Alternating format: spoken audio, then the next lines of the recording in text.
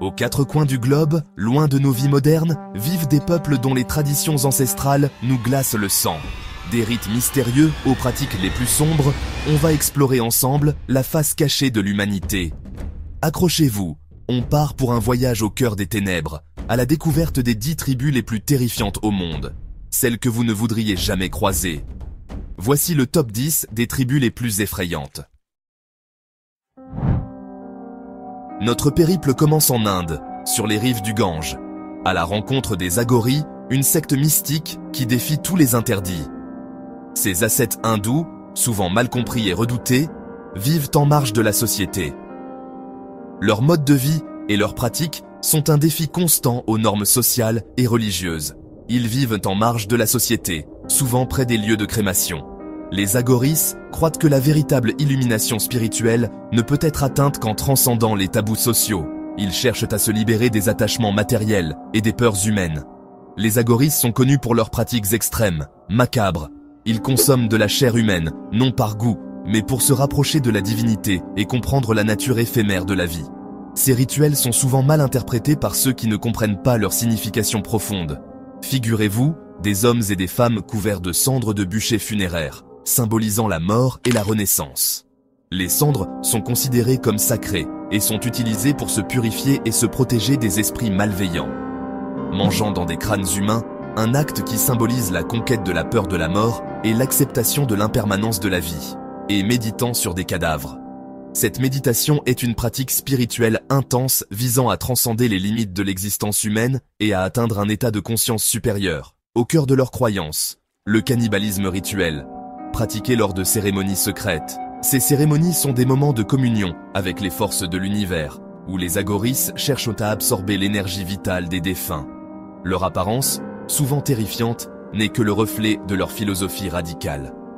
Les peintures faciales et les ornements macabres sont des symboles de leur détachement des normes sociales et de leur quête de vérité spirituelle.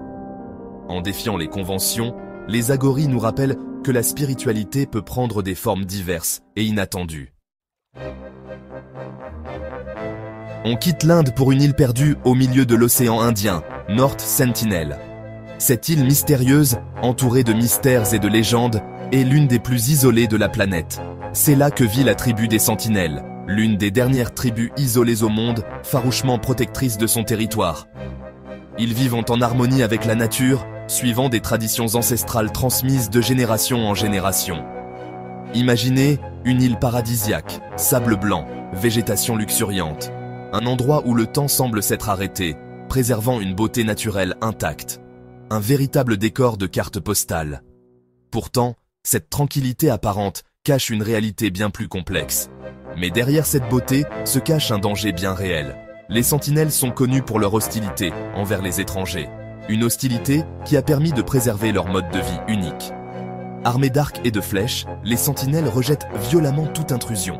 Leur maîtrise des armes traditionnelles est impressionnante et redoutable. Les rares tentatives d'approche se sont soldées par des attaques. Les intrus, qu'ils soient chercheurs, aventuriers ou missionnaires, ont tous été repoussés avec force.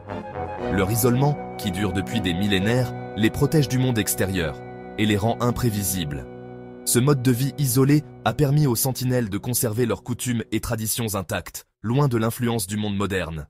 North Sentinel reste un mystère fascinant, une fenêtre sur un passé lointain et un rappel de la diversité et de la résilience de l'humanité. Direction la Papouasie-Nouvelle-Guinée, à la rencontre des Korowai, une tribu perchée dans la canopée. Leurs maisons sont construites à des dizaines de mètres du sol, reliées par des ponts de cordes et de bois. Un mode de vie fascinant, en harmonie avec la nature, qui cache une pratique terrifiante, le cannibalisme. Les Korowai croient en la sorcellerie. Pour eux, les mauvais esprits peuvent posséder les humains. Même si le cannibalisme est aujourd'hui remis en question par certains, la réputation des Korowai reste inquiétante. On reste en Afrique, en Éthiopie cette fois, à la rencontre des Souris, des guerriers fiers et indépendants. Nichés dans les montagnes isolées du sud-ouest de l'Éthiopie, les Souris ont su préserver leurs traditions ancestrales malgré les pressions extérieures. Leur culture est riche et complexe, marquée par des rituels et des cérémonies uniques. Imaginez des hommes couverts de peinture tribale, s'affrontant à coups de donga, des bâtons lourds et durs. Ces peintures, souvent élaborées, ne sont pas seulement esthétiques, elles ont aussi une signification spirituelle et sociale. Les combats de donga sont un moyen pour les jeunes hommes de prouver leur bravoure et leur force. Ce rituel initiatique, le donga stick fighting, permet aux jeunes hommes de faire leurs preuves. C'est un passage obligé pour accéder à l'âge adulte et gagner le respect de la communauté. Les préparatifs pour ces combats sont intenses, impliquant des chants, des danses et des prières. Ces combats, d'une violence extrême, peuvent durer des heures. Les participants s'affrontent avec une détermination farouche, souvent jusqu'à l'épuisement.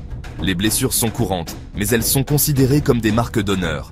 Les souris sont aussi connues pour leur scarification, des marques indélébiles qui témoignent de leur courage.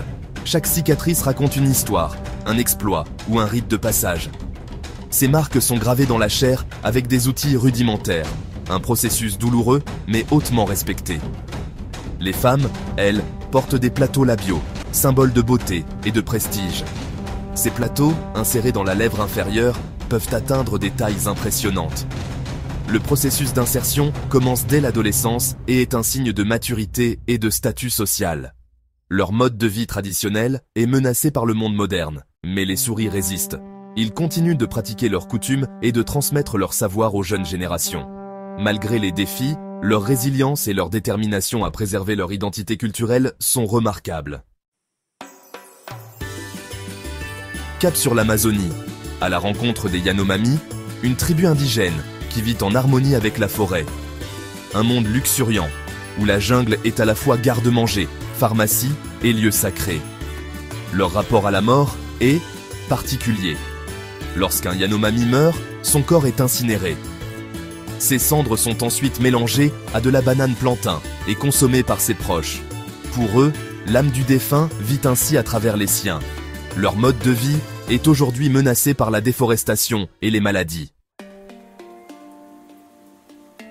On quitte l'Amazonie pour le Mali, dans les falaises de Bandiagara, où vivent les Dogons. Des villages perchés, des habitations troglodytes, un paysage à couper le souffle. Les Dogons connaissent l'existence de Sirius B, une étoile invisible à l'œil nu, bien avant les astronomes occidentaux. Comment? Le mystère reste entier. Certains évoquent un contact extraterrestre. Leur mode de vie est aujourd'hui menacé par la sécheresse et les conflits. Leur histoire nous rappelle que chaque culture a ses secrets. Retour en Papouasie, à la rencontre des Asmat, guerriers et artistes. Imaginez des pirogues naviguant sur les rivières, des hommes tatoués et ornés de plumes. Autrefois, la chasse aux têtes était un rite initiatique. Les têtes, ramenées au village, étaient vidées, fumées et décorées. Même si cette pratique est abandonnée, les Asmat continuent de sculpter des figures humaines en bois, les biches. Un témoignage de leur passé. Retour en Éthiopie, dans la vallée de l'Omo, chez les Mursi, des pasteurs semi-nomades. Les femmes portent des plateaux labiaux impressionnants et des colliers de perles colorées. Les Mursi vivent dans un environnement difficile, où les conflits sont fréquents. Les hommes, armés de kalachnikovs et de lances, défendent farouchement leur territoire. Les scarifications témoignent de la violence de leur quotidien. Leur mode de vie est menacé par le tourisme et la création d'un parc national. Direction, l'Amazonie équatorienne, à la rencontre des chouars, chasseurs-cueilleurs et guerriers. Imaginez une tête humaine, réduite à la taille d'une orange. Gap 2S. Les traits du visage figés dans une expression de terreur. La tête, une fois coupée, était vidée, bouillie, puis remplie de sable chaud. Un rite terrifiant, aujourd'hui interdit, qui permettait aux chouars de s'approprier la force de leurs ennemis.